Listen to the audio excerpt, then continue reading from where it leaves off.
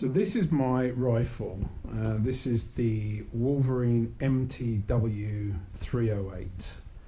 This is my go-to. So I'm a little bit older. I can't run around like I used to, so I do have the MTW billet 10-inch SBR. Fantastic rifle, a lot of fun, but I quite like sneaking around, wearing my ghillie suits, wearing my ghillie get-up, hiding and sniping out. And I think this gives me a good compromise between a full-blown sniper and an AR. I can set to semi-auto, so you can't get full auto on this, but it gives a good range, good distance, and good accuracy. Have been a few issues with it.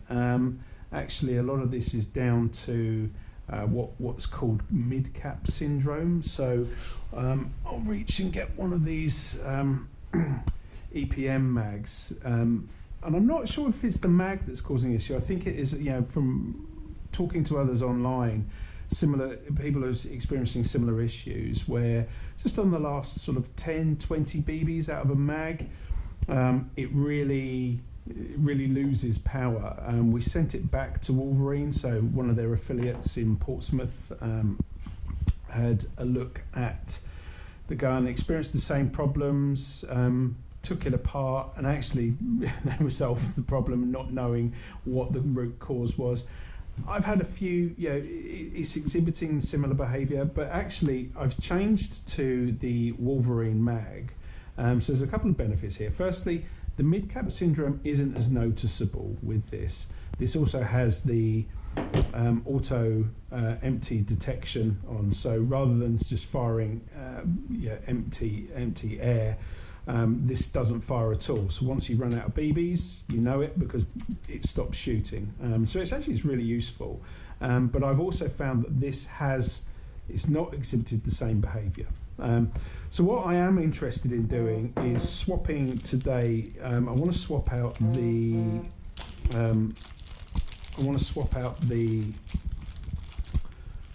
bucking. So I've got a G&G green. Now it's been very good. It's been quite accurate. I'm nervous about swapping it out, but I've heard some really good things about this Pink Flamingo AEG bucking. Really sticky. I can see there. I don't know if you can see if I get the light on there. It's quite a wide patch there. I did put this into my other Wolverine, the SBR, and it was over hopping like crazy. I didn't have any hop on at all, and it was the BBs were just heading towards the sky. I don't know why that is. I'm not experienced enough to know what the issues and how to resolve those. But I've noticed with the G&G green, it's a good bucking, but I do still have to change the settings on this quite often. And I've put a Silent Industries hop unit in here. I've got the Maple Leaf Omega nub, but I just want to give it a go with this Pink Flamingo bucking. So they're really easy to work on. If I can get the pins loose, and then we'll pull this apart. So what we have to do with I've got the fixed line at the back. It's been really useful. We can pull that apart. This will come apart. I say that. Will it come apart, or have I got to undo some of the sticky on the back? I do. So bear with me. Just part of the camouflage that I've put together. This should now come apart fairly easily. There we go. Right. Pull that out fully. Right. And pull that out. So let's put that over there for the moment. So yeah, I've done it so that I don't have to completely undo all of my all of my camo wrap. I used to have the Novorich AR camo wrap on here, and actually what I found was the leaves were really annoying. They kept getting in the way of the sight, the scope. It just, I didn't like it. So I pulled it apart, put some of this sort of tack wrap underneath, and then put scrim netting over the top. I think it's worked. It's really effective. I've used this now a couple of times in skirmishes. Added a few, some halo screening and raffia just to sort of break up the shape a little bit. But it's been working really well. I can see I've still got a BB left in there.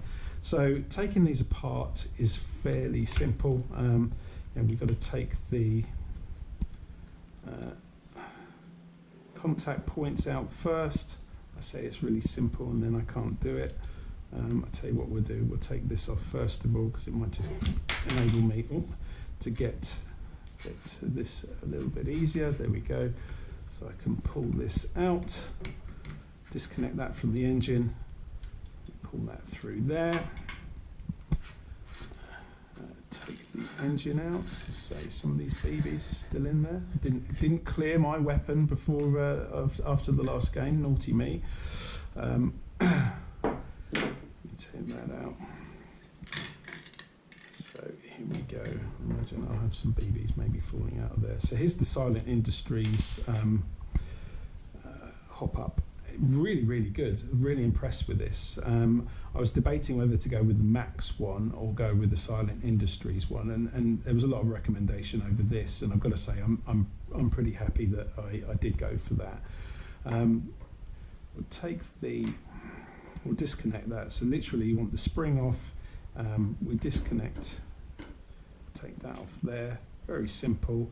Now the G&G bucking in here, sorry, and one thing that I always forget to do is to completely undo the hop. Take the hop off so there's no sticking, and what it's done is it's now left the left the bucking inside, which is quite annoying. There we go, right, back again. So yeah, we do need to make sure, I'm going to be very careful about how we do this, gently push the bucking through. We don't want to tear it. I'm okay because I've got I do have a spare, but I'd rather try and get this out without damaging anything. I'm not sure how I'm going to do this. It's really wedged itself in there, hasn't it?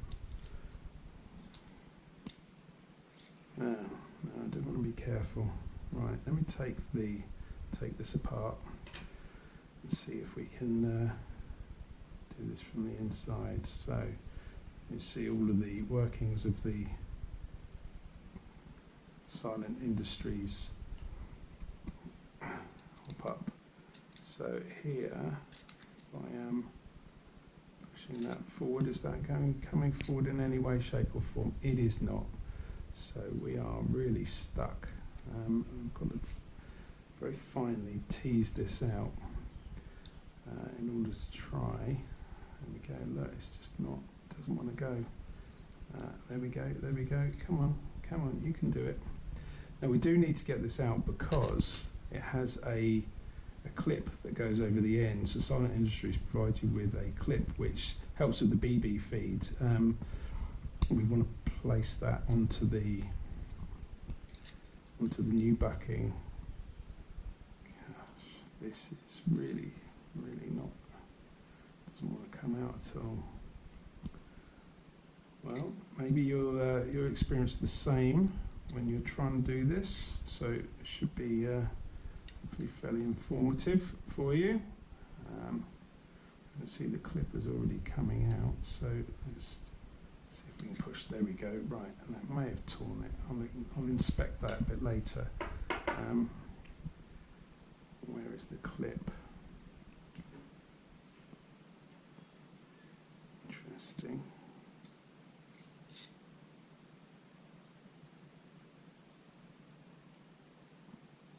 There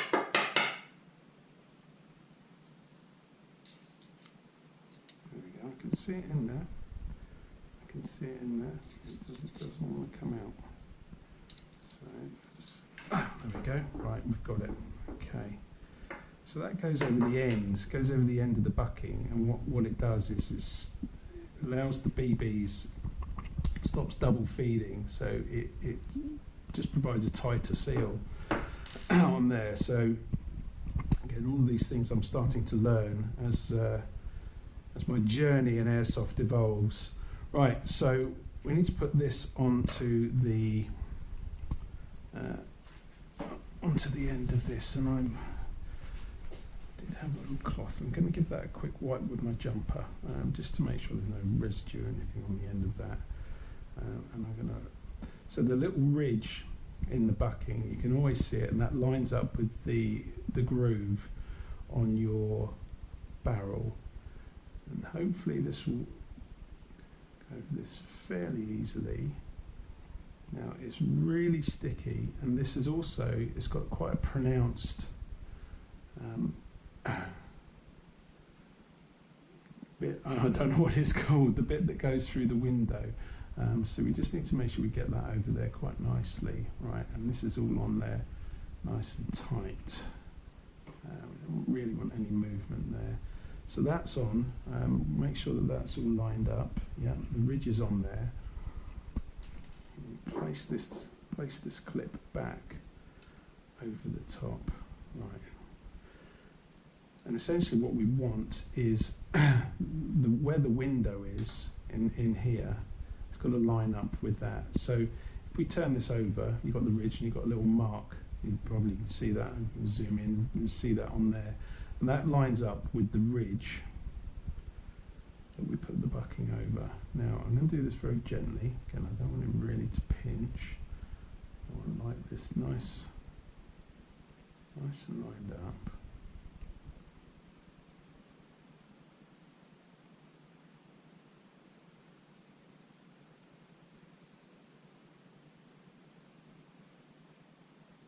It's a lot more grippy than the G&G green, that's for sure. We can see that that's kind of up, and we should hit a point where it doesn't move any further, about there. So if I look down, I can see that that's kind of up to the end. Yeah, if we can see in there, that's up to the end, right. And that is quite nicely lined up. So put this clip back on, and it's all fairly intuitive, to be fair. The clip can't go on in any other way. We can see that it fits in there, that holds that in place. This goes up just to provide a little bit of support that stops it moving any further. We then want to put our nub back in. So the nub fits in that way. This is the Omega nub. It's basically the Omega nub because it looks like the Greek letter Omega. So we can drop that in. This fits over the top nicely, like so. You can see that, hopefully you can see that where it lines up really well.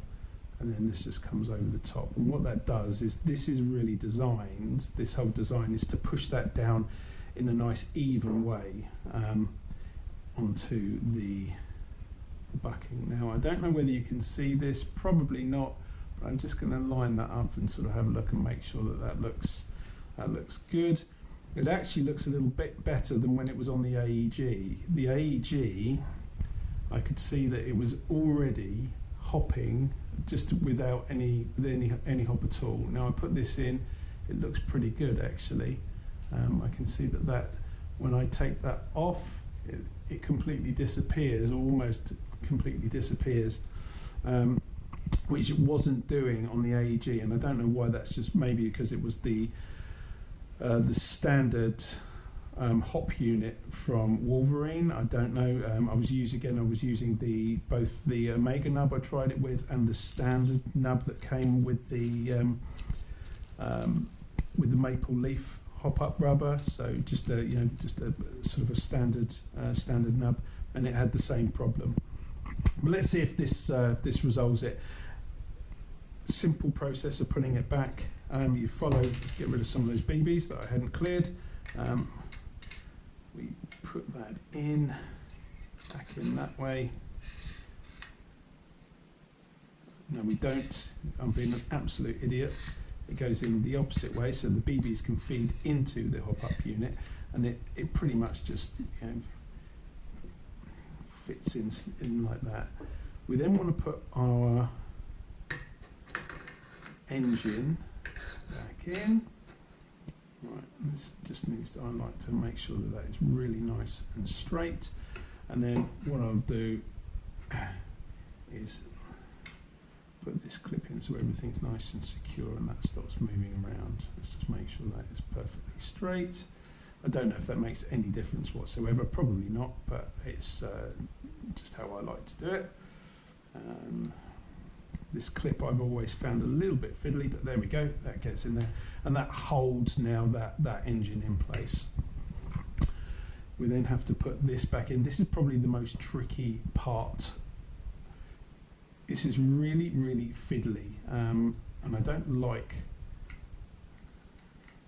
putting this back in. So that this just fits in, literally just slots in here. That's the contact points for the trigger. So the trigger, we can probably see here on the receiver. when you pull the trigger, these 2 points touch. Those 2 points sends the message to the engine to fire. So I am now going to try and fit this back on. And this is really, really fiddly. This has always been the biggest issue for me, putting this back in. I can barely even see. So what I'm going to do, now that I've got that engine in there, I'm going to take this clip out to push it a bit further out here.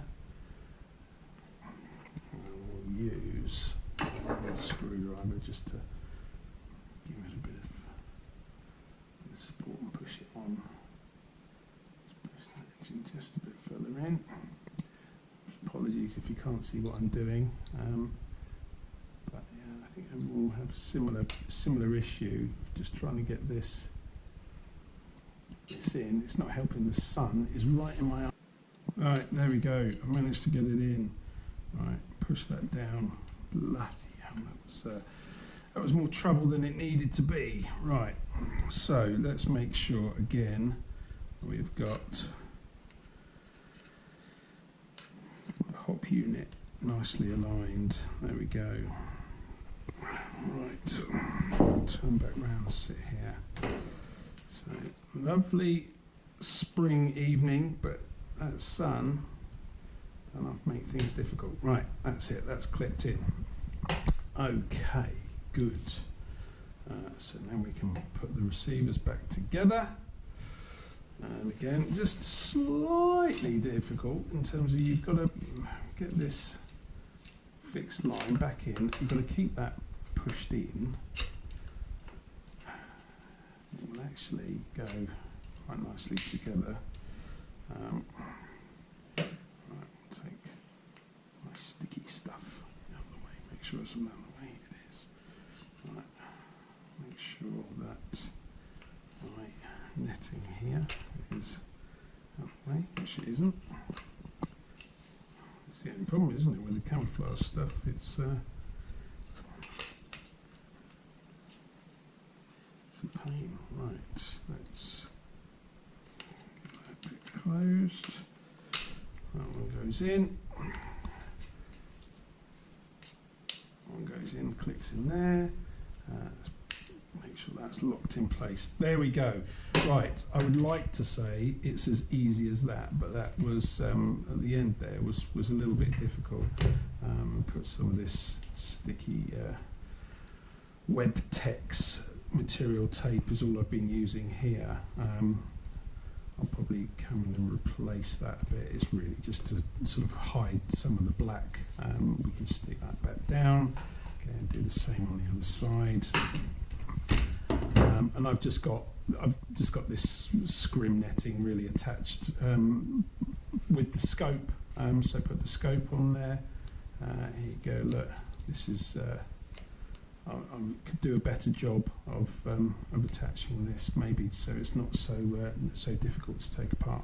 But yeah, this is literally the scrim netting is just underneath the rails there for the scope, and I've just got this hanging down. It works really well, you know. For me, it's quite good. It's just to break it up, so it's not so noticeable. Quite frankly, if someone sees that close range, it's you ain't going to be shooting them with this. You're going to be shooting them with a pistol. But there we go. I have changed the hop up rubber, so I will now set it up so we can go and test it. Right. So we've now put the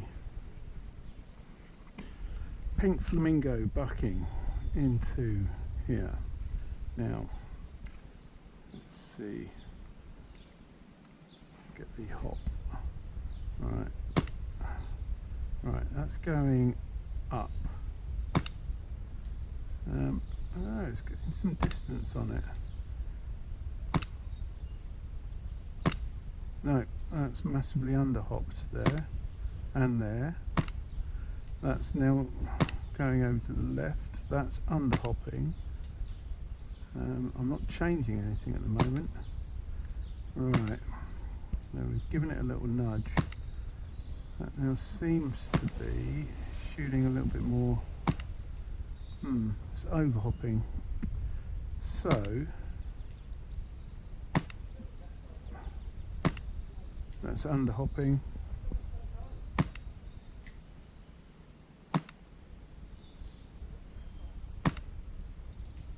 Let's go back to this dark patch. That's quite accurate. No, that's massively over hopped. Over hopping. And I'm not even changing the hop here. So yeah, under hopped. Look at that.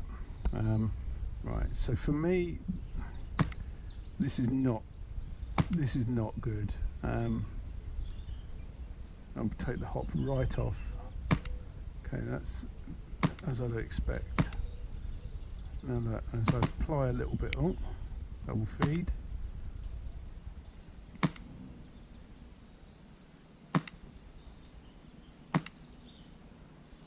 It's really inconsistent. Look at that.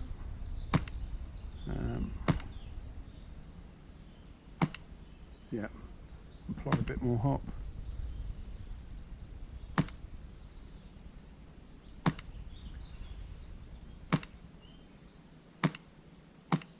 Right. Okay, so for me, that is not